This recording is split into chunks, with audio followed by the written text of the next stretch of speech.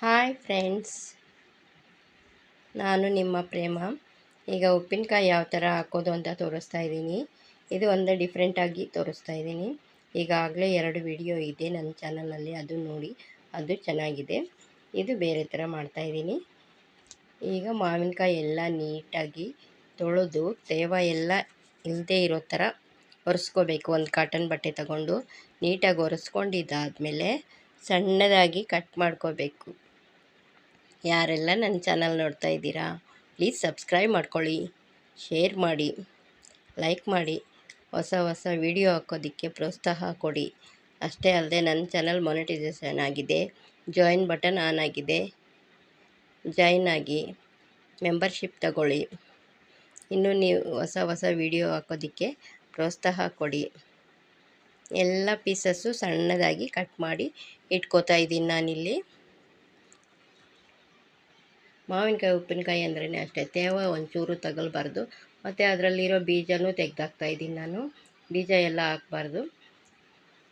ಇದು ಸ್ವಲ್ಪ ಯಾಕಂದರೆ ಮಾವಿನಕಾಯಿ ಎಳೆದಿದೆ ಸ್ವಲ್ಪ, ಅದಕ್ಕೋಸ್ಕರ ಅದರಲ್ಲಿರೋ ಬೀಜನ ನಾನು ತೆಗಿತಾ ಇದ್ದೀನಿ.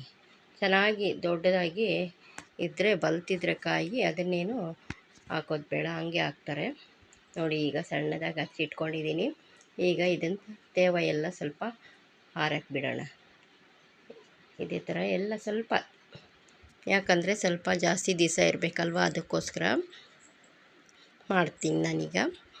ನೋಡಿ ಯಾವ ಥರ ಸಣ್ಣದಾಗಿ ಕಟ್ ಮಾಡಿ ಇಟ್ಕೊಂಡಿದ್ದೀನ ನೋಡಿ. ಈಗ ಎಲ್ಲ ತೇವ ಎಲ್ಲ ಆರಿದೆ. ಈಗ ಇದನ್ನು ಯಾವ ಥರ ಮಾಡೋದು ಅಂತ ಸ್ಟೆಪ್ ಬೈ ಸ್ಟೆಪ್ ಹೇಳ್ಕೊಡ್ತೀನಿ. ನೀವು ನೋಡಿ ಮನೇಲಿ ಮಾಡ್ಕೊಂಡು ತುಂಬಾ ಟೇಸ್ಟಿಯಾಗಿರುತ್ತೆ.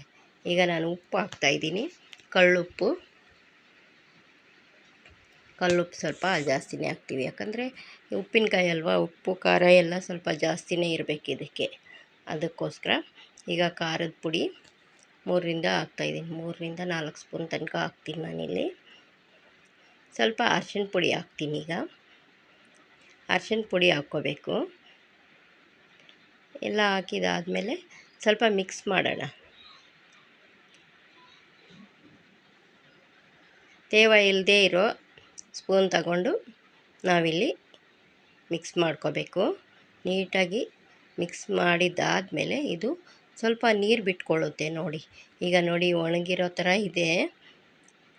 ಇದು ಆದಮೇಲೆ ಸ್ವಲ್ಪ ಹೊತ್ತು ಹಂಗೆ ಮುಚ್ಚಿಟ್ಟು ಹಂಗೆ ಬಿಟ್ಬಿಡ್ತೀನಿ ನಾನು. ಒಂದು ಸ್ವಲ್ಪ ಹೊತ್ತು ಹಂಗೆ ಬಿಡ್ತೀನಿ. ಆಮೇಲೆ ಸ್ವಲ್ಪ ನೀರು ಥರ ಆಗಿರುತ್ತೆ, ಇದೆಲ್ಲ ಉಪ್ಪು ಎಲ್ಲ ಕರಗುತ್ತೆ ನೋಡಿ. ಈಗ ನಾನು ಪುಡಿ ಮಾಡ್ಕೊತಾ ಇದ್ದೀನಿ.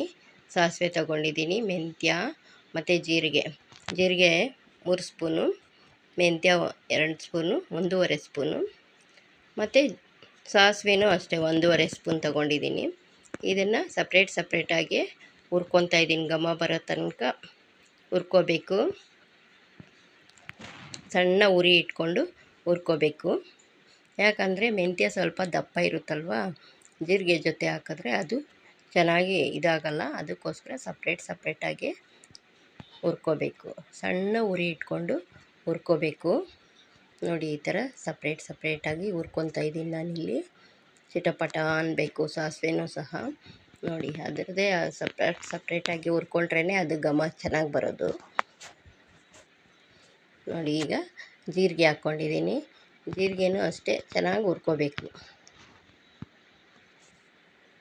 ಅದು ಅಷ್ಟೇ ಘಮ ಬರಬೇಕು, ಅಲ್ಲಿ ತನಕ ಹುರ್ಕೋಬೇಕು.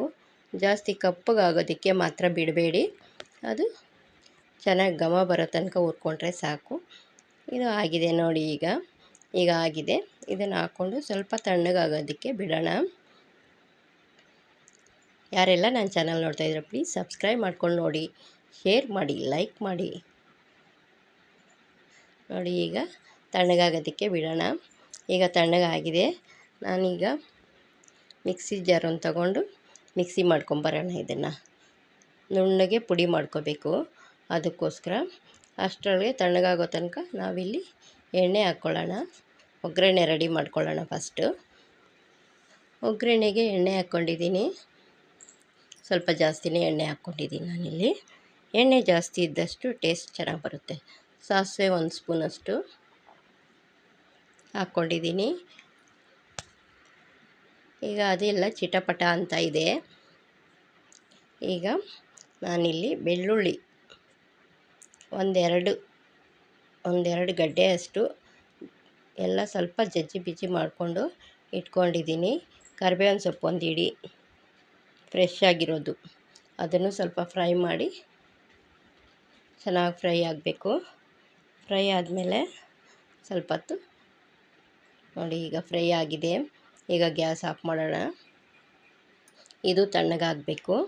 ಅಷ್ಟೊತ್ತಿಗೆ ನಾವು ಅದು ಮಿಕ್ಸಿ ಮಾಡ್ಕೊಂಬರೋಣ. ಇದು ಸ್ವಲ್ಪ ತಣ್ಣಗಾಗಲಿ, ಬಿಸಿ ಬಿಸಿ ಇದ್ದಂಗೆ ಹಾಕಬಾರ್ದು. ಅದಕ್ಕೋಸ್ಕರ ಎಣ್ಣೆ ಬಿಸಿ ಇರುತ್ತಲ್ವ, ಅದಕ್ಕೋಸ್ಕರ ಇದನ್ನು ತಣ್ಣಗಾಗೋದಕ್ಕೆ ಬಿಟ್ಟು ನಾವು ಅಲ್ಲಿ ಮಿಕ್ಸಿ ಮಾಡ್ಕೊಂಬರೋಣ. ಅಷ್ಟೊತ್ತಿಗೆ ಇದು ತಣ್ಣಗಾಗಿದೆ. ಈಗ ನಾನು ಮಿಕ್ಸಿ ಜಾರಿಗೆ ಹಾಕ್ಕೊಂಡು ಮಿಕ್ಸಿ ಪುಡಿ ಮಾಡ್ಕೊಂಬರೋಣ. ಈ ಪೌಡರ್ ನೋಡಿ ಯಾವ ಥರ ನುಣ್ಣಗಾಗಿದೆ, ಈ ಥರ ಆಗಿರಬೇಕು. ಇದನ್ನು ನಾವು ಮಾಡಿಟ್ಕೊಂಡಿರೋ ಅಂಥ ನೋಡು ಎಷ್ಟು ನೀರು ಥರ ಬಿಟ್ಕೊಂಡಿದೆ ಉಪ್ಪಿನಕಾಯಿ, ಇದರಲ್ಲಿ ಹಾಕ್ಕೊಂಡು ಮಿಕ್ಸ್ ಮಾಡ್ಕೊಳ್ಳೋಣ. ಚೆನ್ನಾಗಿ ಉಪ್ಪೆಲ್ಲ ಕರಗಿರುತ್ತೆ ನೋಡಿ, ಉಪ್ಪು ಖಾರ ಎಲ್ಲ ಕರಗಿರುತ್ತೆ, ಮಿಕ್ಸ್ ಆಗಿರುತ್ತೆ ಚೆನ್ನಾಗಿ. ಈಗ ಈ ಪೌಡರ್ ಹಾಕ್ಕೊಂಡು ಮಿಕ್ಸ್ ಮಾಡ್ಕೊಳ್ಳೋಣ.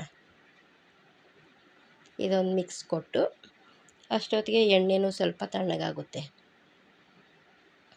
ತುಂಬ ಟೇಸ್ಟಿಯಾಗಿರುತ್ತೆ. ಈ ಥರ ಮಾಡ್ಕೊಂಡು ತಿಂದು ನೋಡಿ, ಹೇಗಿರುತ್ತೆ ಅಂತ ಕಾಮೆಂಟ್ ಬಾಕ್ಸಲ್ಲಿ ಕಾಮೆಂಟ್ ಮಾಡಿ. ನೋಡಿ, ಈಗ ಎಣ್ಣೆ ತಣ್ಣಗಾಗಿದೆ. ಈಗ ಇದಕ್ಕೆ ಹಾಕಿ ಮಿಕ್ಸ್ ಮಾಡೋಣ. ಕರಿಬೇವಿನ ಸೊಪ್ಪು ಎಲ್ಲ ಹಾಕಿದ್ದೀನಿ. ಇಂಗು ಇದ್ದರೆ ಇಂಗು ಹಾಕ್ಕೊಳ್ಳಿ, ನಾನು ಇಂಗು ಹಾಕಿಲ್ಲ. ನೋಡಿ, ಮನೇಲಿ ಮಾಡೋದು ಉಪ್ಪಿನಕಾಯಿ ಅಷ್ಟು ಟೇಸ್ಟ್ ಬೇರೆ ಕಡೆದು ಬರಲ್ಲ. ಯಾರಿಗೇ ಆಗಲಿ ಹೆಲ್ತಿಯಾಗಿರುತ್ತೆ. ನೋಡಿ, ನಾನೀಗ ಒಂದು ಕಂಟೈನರ್ ಡಬ್ಬಕ್ಕೆ ಹಾಕ್ಕೋತಾ ಇದ್ದೀನಿ. ಆ ಡಬ್ಬಕ್ಕೆ ಹಾಕ್ಕೊಂಡು ಇಟ್ಕೊಂಡ್ರೆ 1 ಇಯರ್ ತನಕನೂ ಇರುತ್ತೆ. ಅಷ್ಟು ಟೇಸ್ಟಿಯಾಗಿರುತ್ತೆ. ಟೇಸ್ಟಿ ಅಂದರೆ ಟೇಸ್ಟಿ, ಸೂಪರಾಗಿರುತ್ತೆ. ಮಾಡ್ಕೊಂಡು ತಿಂದು ನೋಡಿ, ಹೇಗಿದೆ ಅಂತ ಕಾಮೆಂಟ್ ಬಾಕ್ಸಲ್ಲಿ